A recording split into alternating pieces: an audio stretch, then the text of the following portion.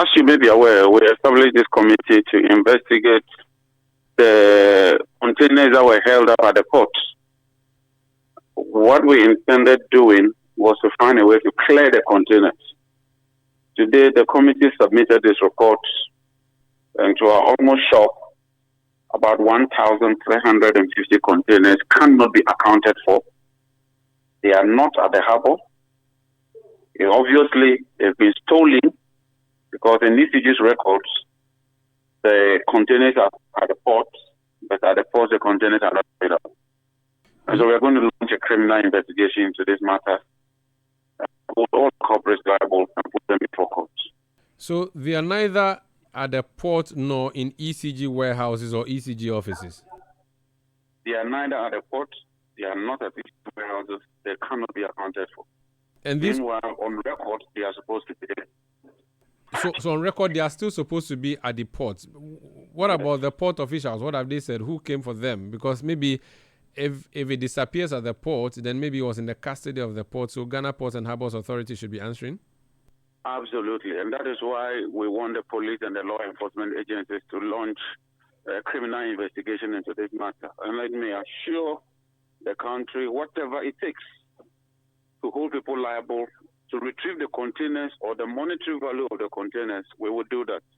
As I speak to you, Hello Ghana has shut the pipeline because of legacy bills that have not been paid.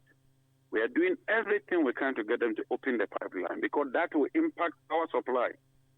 Whilst we are looking for money to pay for debt that we inherited, others are profiting and benefiting from this country through illegal means.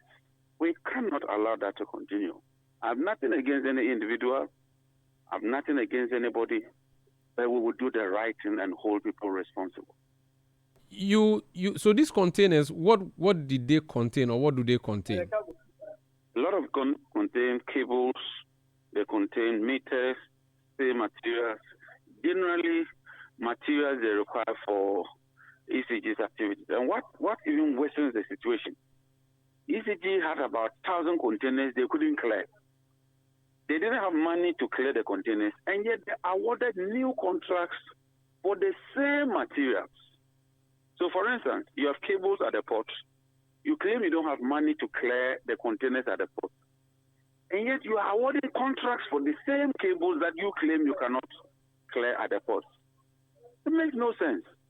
Then they decide that they will merge the procurement directorate, the whole procurement directorate, the estates department, take out the procurement director, and put the estate department manager as head of estate and procurement. Okay, now this actually sounds very bizarre. This issue of the containers, that containers can simply disappear into thin air. It sounds very strange, and I'm happy to hear that you say you are going to trail them and discover wherever they may have gone. We'll be happy if you share the updates as soon as you have them. Absolutely. Meanwhile, before I move on from ECG, I just want to ask you one question. The Kumasi situation, have you dealt with it completely, the power outages that were recorded there? As far as I'm concerned, we've comprehensively dealt with it because we've powered a new bulk supply point, which is about 3 times the capacity of the old one. I've asked for an update, and I'm getting the update tomorrow. They'll provide me with a SAFI, which is the system's average frequency interruption. It tells us what has happened at the distribution point. And so when I get that, I'll share with you as well. So we want to improve what we inherited, and that's exactly what we are doing. Please do. And finally, I'm just looking at a story our correspondent in Parliament has sent through, Nia Ikuoka, and he says that Parliament has approved 1.2 billion for the Energy and Green Transition Ministry.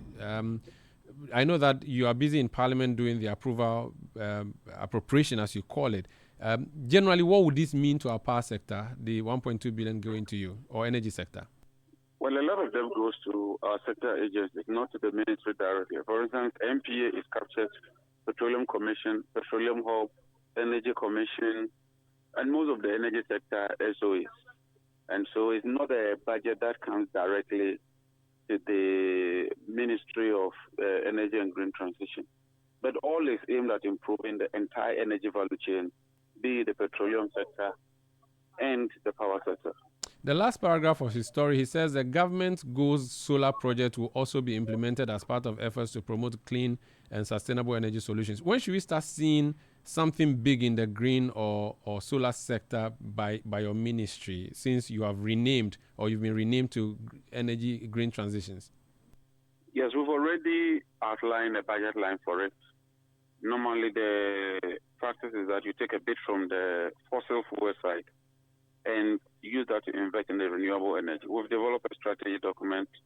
We've converted that into an implementation document. We've already gone to cabinet. And so what we are waiting for is a PPA to grant us approval with the Ministry of Finance. So we'll start the process. Thank you so much for speaking to us, sir. Honorable, thank you so much. That's Honorable John Abdullah Jinapor. He's Minister for Energy and Green Transition. He's MP for Yape Kusau in the Savannah region. This is Eyewitness News on 97.3 City FM. We'll take a break. When we come back, we'll tell you about the city.